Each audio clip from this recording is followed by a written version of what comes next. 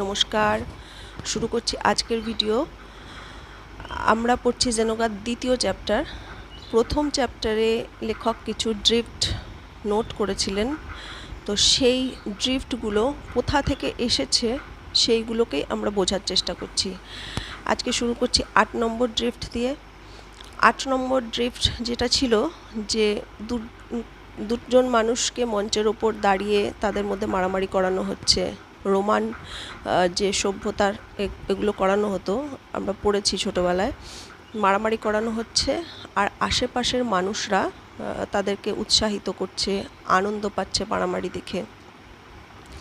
তো কোথা থেকে আসে এরকম ড্রিফট? তো জেনোগা বলছে যে সাহস না থাকলে কখনো মানুষ মারামারি করতে পারে না। তো অবশ্যই সাহসিকতা থেকেই এই ড্রিফটটা এসেছে, কিন্তু তাই বলে সাহস কিন্তু কোনো নেগেটিভ কোয়ালিটি নয় বা কোনো পজিটিভ কোয়ালিটিও নয়। এটা গুণও নয়, মানুষের কোনো দোষও নয়। সাহস হচ্ছে কাচের মতো, পরিষ্কার স্বচ্ছ কাচের মতো। এই জানলায় যদি কাঁচ লাগানো হয়, দিনের বেলায় কিন্তু বাইরে রোদ এসে ঘরে ঝলমল করবে, কিন্তু রাতের বেলায় বাইরে যখন অন্ধকার থাকবে তখন কাচের ভেতর থেকে অন্ধকারই ঘরে ঢুকবে। তো যেই মানুষের মনে কোনো পজিটিভ কোয়ালিটি বা কোনো মহৎ গুণ না থাকে, সাহস তাকে নিষ্ঠুর বানিয়ে দেয়।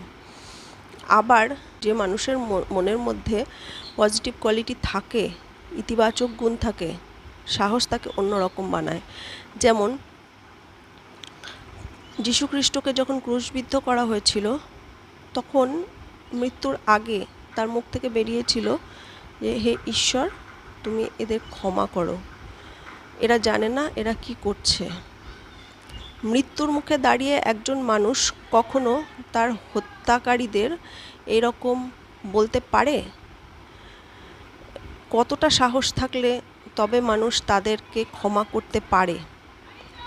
এক্ষেত্রে সাহস কিন্তু তাকে নিষ্ঠুর বানায়নি, তাকে কি বানিয়েছে? মহৎ বানিয়েছে। সে ক্ষমা করতে শিখেছে।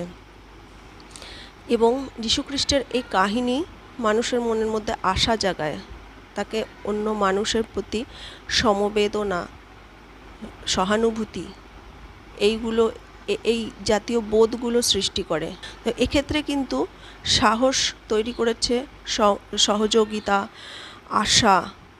আর আশা হচ্ছে আমাদের জীবনে মানে বামের মতো। দেখবেন শরীরের কোথাও কোনো যন্ত্রণা হলে ভলিনি লাগাই বা ঝন্ডু বাম লাগালে ব্যথাটা খানিকটা তখন কমে, ভেতর থেকে সেটা কিওর হয় না, কিন্তু ওপর থেকে যন্ত্রণার তীব্রতা কমে।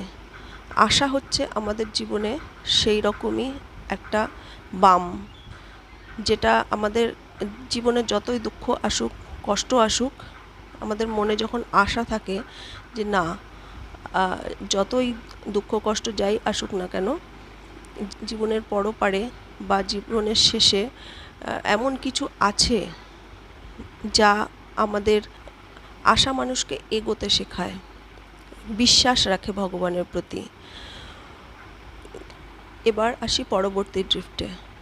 পরবর্তী ড্রিফট দেখাচ্ছে ডাউট বা সন্দেহ। আমাদের মাথার ভেতরে ভেতরে অ্যাকচুয়ালি অনেক রকম পরস্পর বিরোধী চিন্তা ভাবনা চলে, যেগুলো তৈরি করে ডাউট। মানুষের ভালো গুণের প্রতি ডাউট, সন্দেহ বা কনফিউশন, এগুলো তৈরি করে। আমরা এইটা বিশ্বাস করি যে ঈশ্বর যা করেন মঙ্গলের জন্য, মুখে বলে থাকি যে ঈশ্বর যা করেছেন ভালোর জন্যই করেছেন, কিন্তু ভেতরে ভেতরে কজন বিশ্বাস করি সেটা? আমরা যারা মোটামুটি ধর্মগ্রন্থ সম্পর্কে একটু আধটু জানি, ঈশ্বরের সেখানে বিভিন্ন নিয়ম কানুন আছে, নিয়ম কানুন সম্পর্কে বর্ণনা করা আছে।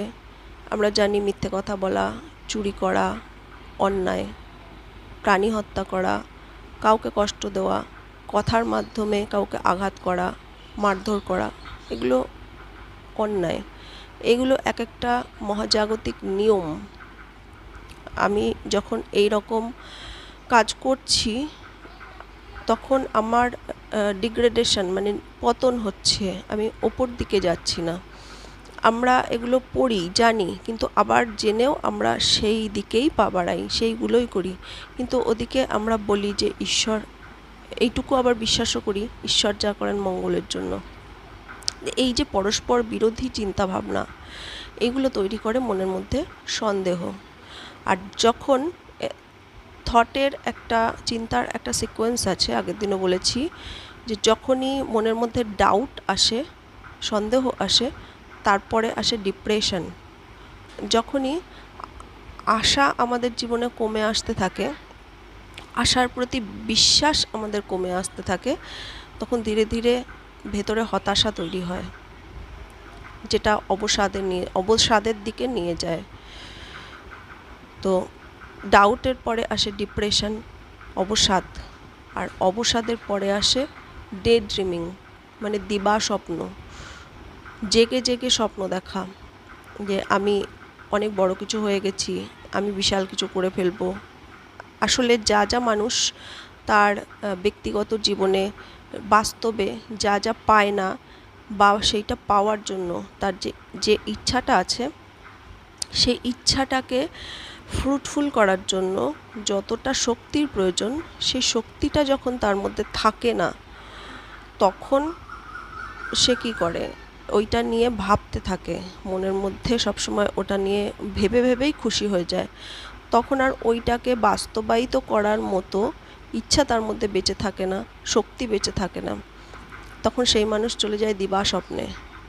আর দিবা স্বপ্নে যেসব মানুষ থাকে, তারাই বেশিরভাগ হয়ে যায় ড্রাগ অ্যাডিক্ট, অ্যালকোহল অ্যাডিক্ট, বা যে কোনো নেশা জাতীয় জিনিসে অভ্যস্ত হয়ে যাওয়া। এরা জীবন থেকে পালিয়ে বেড়ায়, জীবনের মুখোমুখি হতে চায় না, আবার বেঁচে থাকতে হবে তাই ডিপ্রেশনকে মেনেও নিতে পারে না।